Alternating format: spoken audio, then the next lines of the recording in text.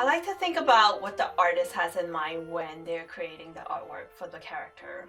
Um, so the process I go with is kind of a reverse engineering, starting with the finished product and just detail out each pieces of the costume. The sketching process also allows me to think about how to accomplish the effect of the art. A lot of the times, because I love video game, a lot of times there are armor pieces that's just floating in the air and there's no support or attachment to it. So in my realistic world, not a magical world, nothing is floating. So I like to sketch out my costumes and think about what I can do to make it appear as if they're floating in the air.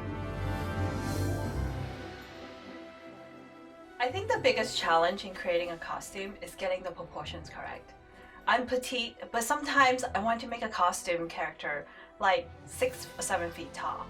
How do I get the proportion correct so that I can capture the essence of what I'm trying to portray and at the same time make it work for me?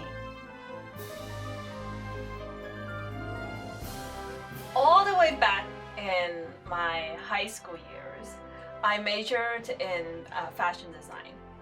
And then that eventually pushed me into majoring in fashion design and production management in college. So as a high school student starting 10th to 12th grade, I already start to make my own patterns.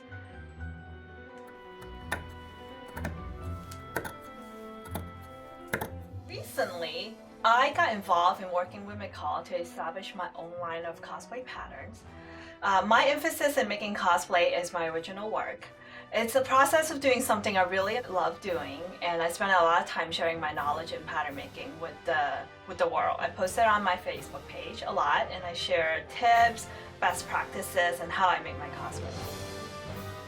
I think that really caught the eyes of the people at McCall, and they contacted me earlier this year. It is still a work in progress. I hope that later this year the pattern will come out. I have always been in the fashion industry, and after I graduated college, I worked for different companies in New York and then here in Seattle. About 2010, 2011, I transitioned to another career path and worked in another industry as a project manager, which has turned out to be a very useful skill set in my cosplay projects. And then the sad thing is, at the same time when I was doing project management, I was not involved in apparel, making clothes, touching really beautiful, luxurious fabrics and garments. So I really miss it a lot. I started to, in my own time, work on smaller projects like making pillow bags, nothing costume related, but still involves some sewing. And then a friend of mine who's a professional burlesque performer commissioned me to make a performance skirt for her. It has, really ruffles, very showy piece. And then when I was creating this skirt, I started to look at different, performance garments, burlesque, very costumey clothes, and cosplay, this whole cosplay scene exploded across my screen. And I was really in love with the passion that brings out in people in this culture. And so I had a lot of ideas of what costume I would make for myself. At that time, the Battlestar Galactica exhibit was on tour. So even before I finished making the skirt for her, I wanted to make an officer's costume set for myself and my husband. I take cosplay inspiration from many different sources. Video games, movies, TV shows, anime shows. Every time I watch a show that is very inspiring, that has beautiful costume, the first thing I think of is how do I make that costume for myself? Lately, my inspiration for cosplay has been video games, a lot of video games. Those are what inspire the most right now. I think partly because the video games are so fantastical and because of the sheer amount of time I spend playing them. Most of the costumes are not something you can find already made in the shop or online. So I feel like I have free range to interpret the design and how it looks on a person, on me specifically. There is a real sense of achievement for me in creating these costumes because seemingly they're impossible to make outside of the virtual realm. I feel the art style of Guild Wars 2 is really gorgeous. I follow the game development closely, and then when it finally came out, I was like, oh my goodness, this is a beautiful watercolor style art. I want to be part of it so much.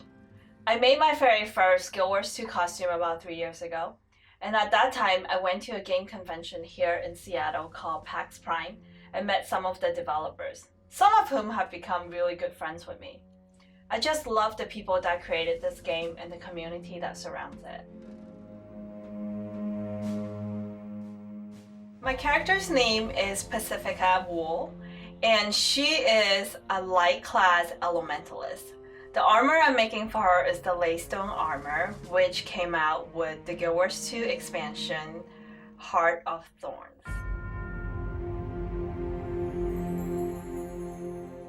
The word cosplays comes from costume and play. The costume is what you're wearing, and the part of the play is the rest. There are different components to cosplay. It's the costumes you wear, it's the wig, the accessory, as well as the makeup. All of this comes together to complete your cosplay. When I portray a character, I think it's important to act in the way you would expect a character to act. But I'm not a role player myself. It's important for me to not lose myself when I am wearing a costume. When I'm posing in a cosplay for a photographer, however, I act like the character. It's important to get the character correct, the attitude, and the pose as if I am the character itself. I want the camera to capture the essence of the character and I'm portraying. But during a face-to-face interaction, such as at conventions, I'm just me.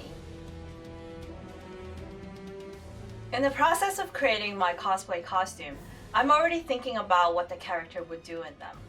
If it is for a warrior, then I would create a costume that allows her to be able to move and fight in it. It shouldn't be a totally shiny new armor. It should be battle scarred. It should have blood on it and things like that.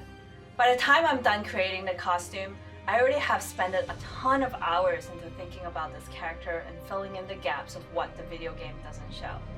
And by the time I'm wearing the costume, I'm mentally ready and know what she is thinking about and channeling the mentality of the character.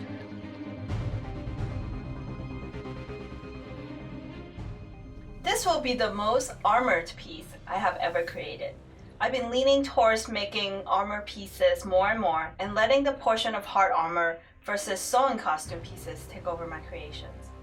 I'm learning more and want to show off what I have learned. I'm using a material called Warbler, a thermoplastic that can be easily molded and formed when heat is applied. It's a good medium for cosplayer to use to create hard forms such as accessories, props, heavy to armor pieces. It holds the shape very well and super lightweight, so that's a wonderful property to have.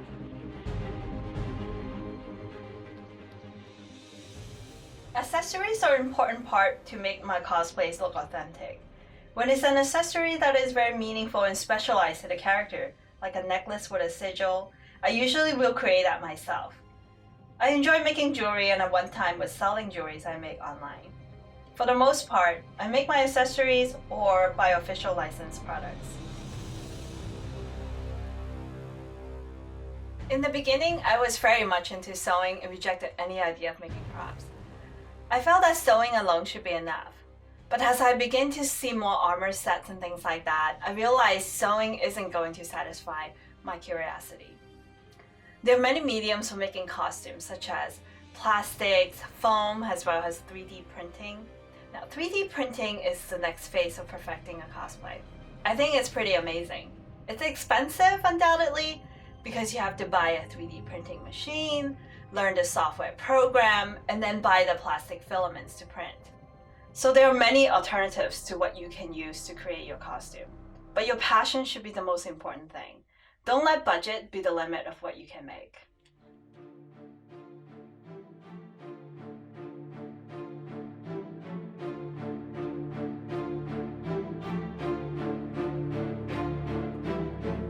I think cosplay will continue to grow in popularity. It's already starting to happen. As it gains exposure to the media, more people will be comfortable with the idea of cosplay and take part. I look forward to the day of not getting weird looks when I tell people I cosplay.